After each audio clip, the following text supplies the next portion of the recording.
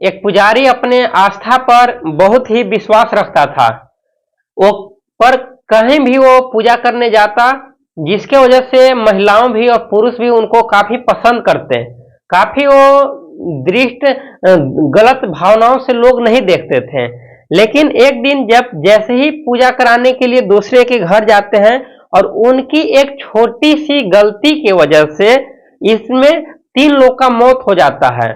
और जब इसका मौत को लोगों के पास खुलासा होता है तो खुलासा होने के बाद न जाने कितने के भी अपने भरोसे और विश्वास पर, जो अपने पंडितों पर जो विश्वास करता है, उनको विश्वासों से हट जाता है। नमस्कार, आदाब, सत श्री अकाल। मेरा नाम रामजी राज। मैं जो एक घटना जो सुनाने जा रहा हूं, ये घटना है छत्तीसगढ़ का। और छत्तीसगढ़ प्रदेश का एक जिला पड़ता है बदौला बाजार भाटपारा। अब इसी बदौला बाजार भाटपारा के अंतर्गत एक थाना पड़ता है पलारी। और इसी पलारी थाना के अंतर्गत एक गांव है जिसका नाम है छेड़काडीह। छेड़काडीह के ही गांव के रहने वाला एक युवक है यशवंत जी। और यशवंत जी ने, इनका पूरा नाम है, उनका नाम है यशवंत साहू। और यशवंत साहू का एज है 40 साल। यशवंत साहू के पत्नी का नाम है महेश्वरी देवी। महेश्वरी देवी और यशवंत जी काफी अपना जीवन को अच्छी तरीके से व्यतीत ही कर रहे थे, तब तक इसके बीच में एक घटना घट जाता है। इसमें यशवंत जी का 2 बेटे भी हैं।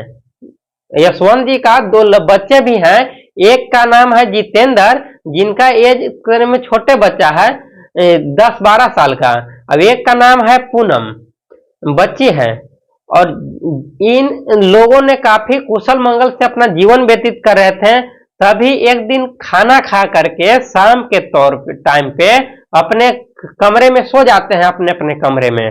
जब जैसे ही यशवंत के पिता दीनानाथ की नींद टूटता है सुबह के टाइम पे, भोर में, तो जाकर के अपने यशवंत के कमरे में जाते हैं। तो जाने के बाद देखता है कि वहां पे यशवंत तो मरा हुआ है और यशवंत के साथ साथ उसका बेटा जितेंद्र भी। तो काफी वो बेहोश हो जाते हैं।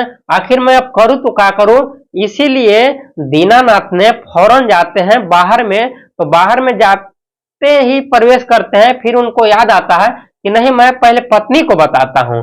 फिर पत्नी के घर में जैसे ही जाते हैं तो पत्नी को भी इसी अवस्था में देखते हैं। यह कई सारे वार किया हुआ था, सिर पर कई चाकू का वार है, कोई तलवार की वजह काफी ब्लडे गिरी हुई थी, जिसकी वजह से ये काफी घबरा जाते हैं। और फौरन अपने गांव के लोगों को बुलाते हैं और सारी बातों को जानकारी देते हैं।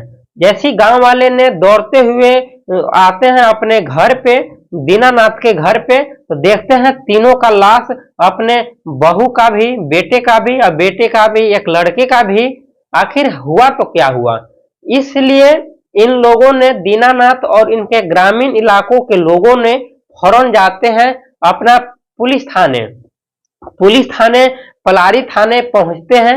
पहुंचने के बाद सारे बातों को अपना थाना में दर्ज कराते हैं। जैसी थाना को मालूम चलता है, थाना ने दौड़ते हुए अपना टीम के साथ इनके गांव आते हैं।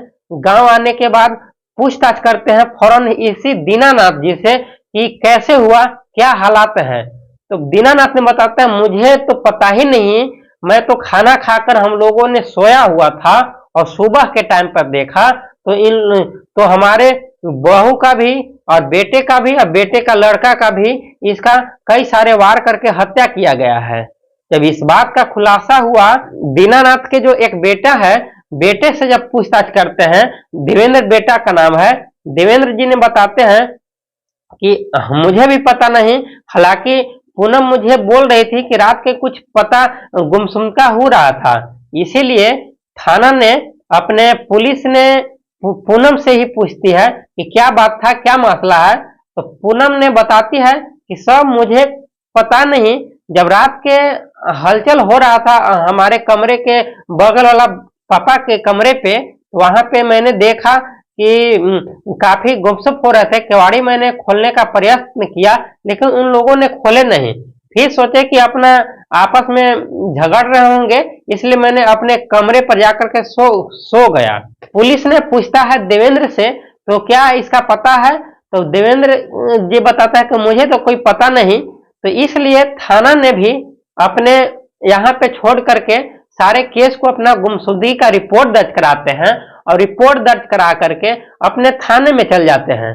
लेकिन जब पता नहीं चलता है तो 2 दिन के बाद फिर आते हैं थाना वाले इसी गांव में, और इसके दीनानाथ को ही पकड़ करके अपने कस्टडी में थाना लेती है और बड़ी सख्ती से पूछताछ की जाती है। तो दीनानाथ ने बताया मुझे कुछ भी पता नहीं सर, क्या हुआ क्या नहीं मसला है। तब फिर फौरन देवेंद्र भी पहुंचता है, और देवेंद्र जी पहुंचता है तो बताता है देवेंद्र ने कि सर कुछ दिन पहले हमारे घर में कुछ एक युवक आया करता था, यानी कि रविशंकर उसका नाम था। जब प्रशासन ने बड़ी सख्ती से पूछताछ करती है देवेंद्र से, देवेंद्र बताता है कि बराबर हमारी भाभी को परेशान करता था एक रविशंकर ने। इसलिए थाना ने अपने रविशंकर के गांव जाते हैं और जा करके रविशंकर को अपने कस्टडी में लेते हैं और बड़ी हिफाजत से पूछताछ करते हैं। हालांकि रविशंकर ने कुछ भी नहीं बताता, वो बोलता है कि मैं तो सर पुजारी हूं, मैं तो दूसरे घर में जा करके पूजा पाठ किया करता, मैं भला ऐसा काम क्यों करूंगा।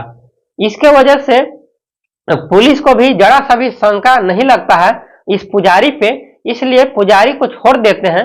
लेकिन जैसे ही 2 दिन के बाद गुजरता है दिन, तो गुजरने के बाद मालूम चलता है, इसी गांव के लोगों ने बताते हैं कि हालांकि जो यशवंत जी हैं, यशवंत जी ही अपने गांव में एक सरपंच जी से एक पंचायतें किए थे। इनका नाम है नारायण जी, और वो नारायण से पंचायतें किए थे। क्या मसला इसके बारे में तो पता नहीं, लेकिन काफी आपस में झगड़ रहे थे। जब इस बात के जब प्रशासन को मालूम चलता है, प्रशासन फौरन दोबारा आते हैं और दीनानाथ से पूछताछ की जाती है। तो दीनानाथ बोलते हैं पंचायत हुआ था, लेकिन दीनानाथ भी लेकर के चल जाते हैं नारायण के पास, और नारायण जो सरपंच हैं, सरपंच से पूछताछ करते हैं।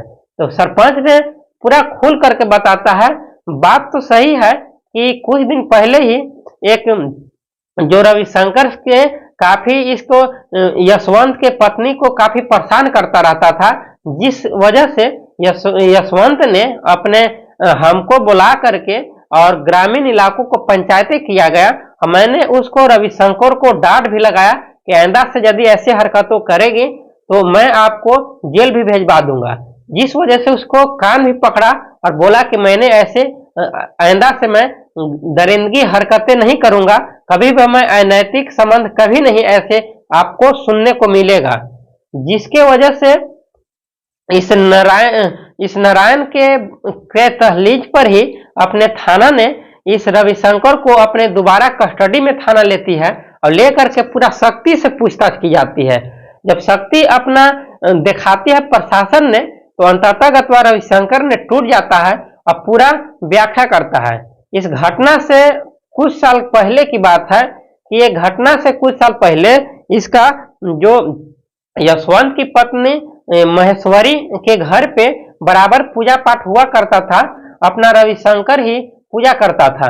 रविशंकर जैसे ही उसके घर में प्रवेश करता है तो एक ही टक में उस महेश्वरी को एक अपना ही गलत ही नजर से देखने लगता है, जिसकी वजह से काफी इसको महेश्वरी को समझने में टाइम भी नहीं लगता, और जिस वजह से दोनों ने काफी बातचीत करते और एक जगह जगह पर जाकर घूमा करते, और इतना ही नहीं बल्कि वीडियो कॉल के माध्यम से बात भी किया करते हैं। जब धीरे धीरे दिन गुजरता है, ये बात की जानकारी जब इसका बेटा जो है जितेंद्र को मालूम चलता है, तो जितेंद्र काफी गुस्से होने लगता है। इसलिए जितेंद्र ने फौरन जाके अपने यशवंत जी को बताते हैं, यानी कि पापा को बताते हैं, और पापा को जैसे ही मालूम चलता है यशवंत जी को, तो यशवंत जी जा करके महेश्वरी को काफी मारते हैं, मार पीट कर काफी पीठ लाल कर देते हैं, जिसकी वजह से काफी इलाजें चलती है। इसके बाद महेश्वरी ने बोलती है कि मैंने आइंदा से ऐसी हरकतें नहीं करूंगा, आपका बदनामी कभी इस संसार में, इस जगत में नहीं मिलेगा सुनने को, जिस वजह से यशवंत भी छोड़ देता है।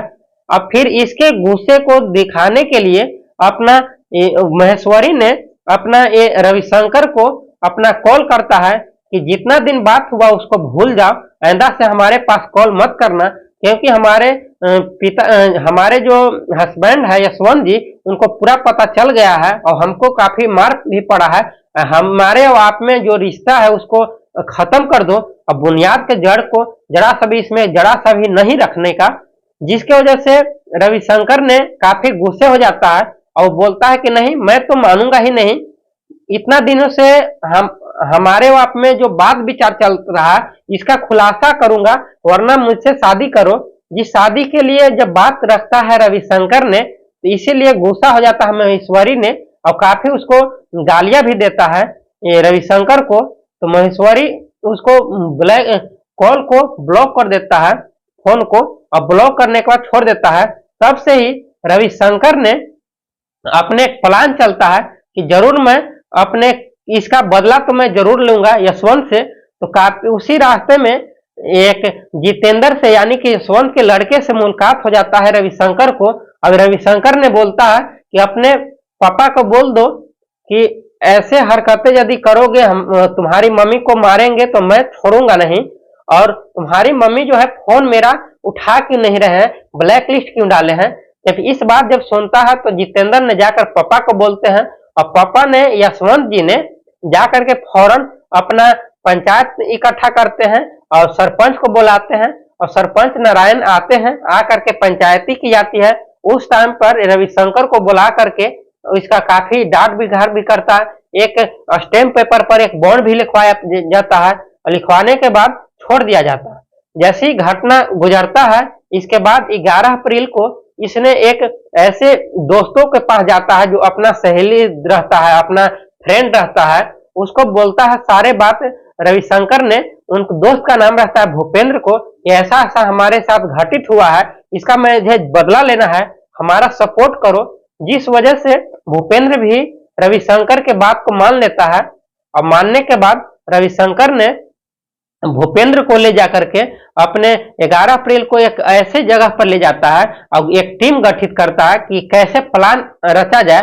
तब से ही भूपेंद्र के भी एक दोस्त रहते हैं रेमी चंद, रेमी को बुला करके इस सारी बात को उसको भी बुलाता है और तीनों एकजुट हो जाते हैं। और तीनों एकजुट होने के बाद एक प्लान रचते हैं, एक टाइम को निर्धारित देते हैं और टाइम को जैसे ही निर्धारित होता है तो 11 अप्रैल 2020 को शाम के टाइम पर जैसे ही खाना खा करके लोग सोए हुए थे, उसी टाइम पे, क्योंकि रविशंकर को उस घर के बारे में पूरा पता था कि कैसे इसमें घर में प्रवेश करना है और एंट्री करने के बाद कैसे हमको निकल जाना है, पूरा पता था।